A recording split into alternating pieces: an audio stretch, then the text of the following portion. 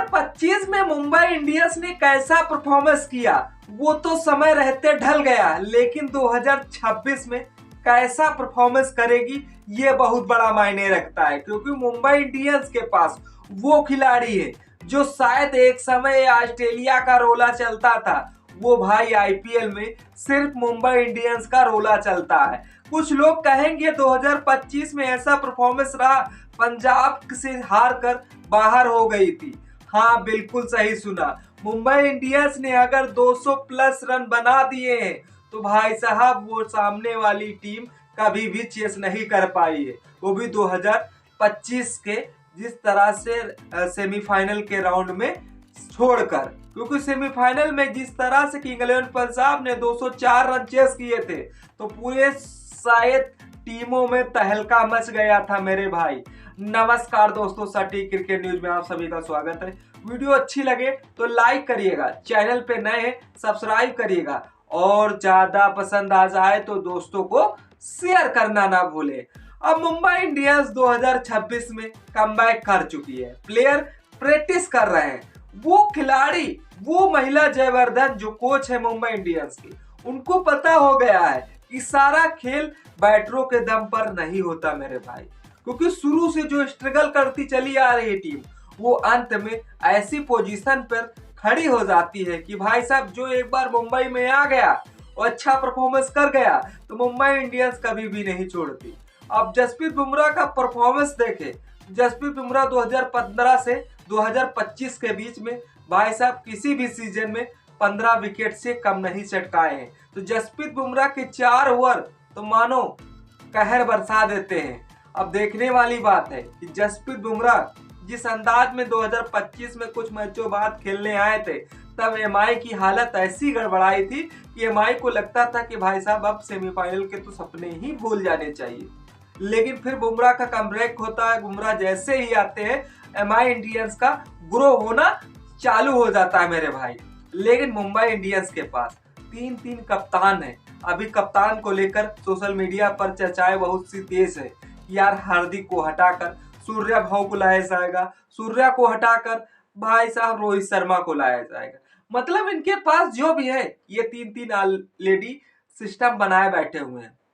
बिल्कुल कोच को सलाम है, कोच को सैल्यूट है, क्योंकि महिला जयवर्धन पहले से स्ट्रगल करते हुए चले आ रहे हैं।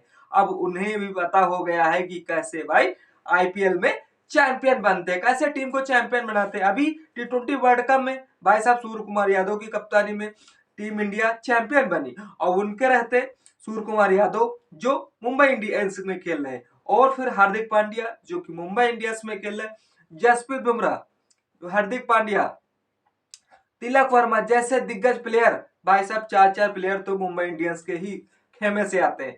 अब कुछ लोगों ने चर्चाएं ऐसे ही बना दी थी कि भाई साहब हो सकता है नेक्स्ट कप्तान चेंज होता हुआ नजर आए मेरे भाई। तो मैं एक ही बात कहना चाहता हूं, दूसरी तरफ जिन्होंने एक ऐसे बॉलर को भाई साहब खेमे से उठाकर आसमान तक चढ़ाया है वो मुंबई इंडियंस ही है।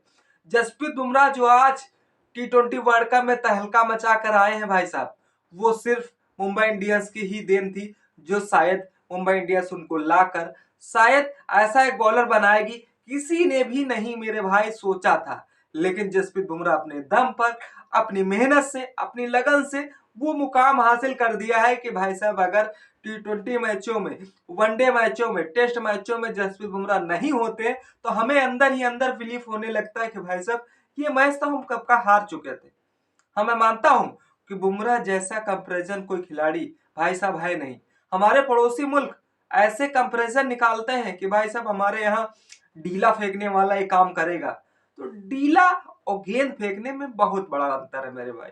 चलिए मुंबई इंडियंस बस 28 दिनों का खेल बाकी, 28 तारीख से मुकाबला चालू है आईपीएल का, लेकिन मुंबई इंडियंस के प्लेयर प्रैक्टिस करते हुए नजर आ रहे हैं। रोहित शर्मा जो काफी शहंशाह रहे, रोहित शर्मा मुंबई इंडियंस के लिए 5 बार आईपीएल में चैंपियन बनाया है, फिर भी उन्हें कप्तानी से ड्रॉप आउट किया गया। हाँ, अब कोई और भी खिलाड़ी होता मेरे भाई तो शायद मुंबई इंडियंस को छोड़ चुका होता, लेकिन मुंबई इंडियंस में ऐसा चिंगम है, ऐसा फेविक्विक है जो शायद खिलाड़ी चाहे कोच हो, वो आते हैं भाई साहब, चिपक जाते हैं मेरे भाई। जब तक शायद लसित मलिंगा रहे इस टीम के लिए, लसित मलिंगा ने प्रॉपर खेलते हुए नजर रखी, बराबर खेले, शायद पैसों के लिए कभी तो दिक्कत ही ना आई हो, और कभी कोई इशू भी आया हो तो शायद वो खिलाड़ी में ही मैनेज कर लिया गया हो। मुंबई इंडियंस की यही जो वीकनेस है, यही एक मजबूती है जो शायद आगे तक बढ़ा कर लाई है मेरे भाई। हाँ, मुंबई इंडियंस में कुछ तो खास है जो खिलाड़ियों को इतिहास दिलाता है। अब मुंबई इंडियंस के पास ऑलराउंडर भी अच्छे भरे पड़े हुए हैं। हार्दिक जैसा ऑलराउंडर, ऐसी ऐसी टीमें भाई साहब तरसती है इस टीम को लाने के लिए, लेकिन फिर भी मुंबई इंडियंस के पास है। तिलक वर्मा भाई साहब वो प्रेशर है जो अकेले दम पर पाकिस्तान की बत्ती गुल करके रख देता है, वो भी मुंबई के पास है। तो यार कहां से जाएगी, एक इंजर्ड होगा, दूसरा आएगा, दूसरा इंजर्ड होगा, तीसरा आएगा मेरे भाई। मुंबई इंडियंस के पास वो दमखम दिखाने के लिए मैदान पर और भाई साहब ग्राउंड पर देखने के लिए मुंबई इंडियंस तभी मजबूत है। मुंबई इंडियंस पैसों में वैसे मजबूत थी, और भाई साहब खिलाड़ी, बॉलर, ऑलराउंडर के बारे में सभी मजबूत है मेरे भाई। देखने वाली बात है, 9 टीमें जब सामने खेलती है मेरे भाई, अगर मुंबई इंडियंस ने 200 प्लस स्कोर दे दिया तो सामने वाली टीम अंदर ही अंदर मलार घुसेल लेती है कि भाई साहब ये हमसे ना हो पाएगा।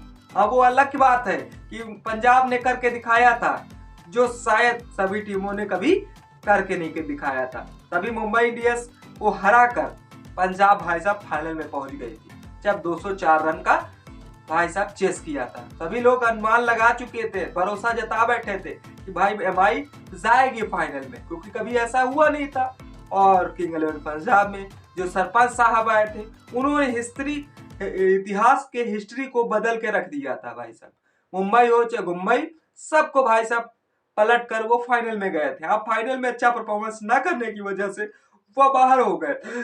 आरसीबी भाई साहब चैंपियन बन गई थी। लेकिन आपको क्या लगता है, सभी टीमों 9 टीमों से अगर मुंबई इंडियंस को 11वीं टीम अचानक से बनानी पड़े तो क्या मुंबई इंडियंस के पास वो प्लेयर मौजूद है? कमेंट सेक्शन जरूर खुला है, कमेंट जरूर करिएगा। और ये वीडियो कैसा लगा अपनी राय कमेंट सेक्शन में जरूर बताइएगा मेरे भाई।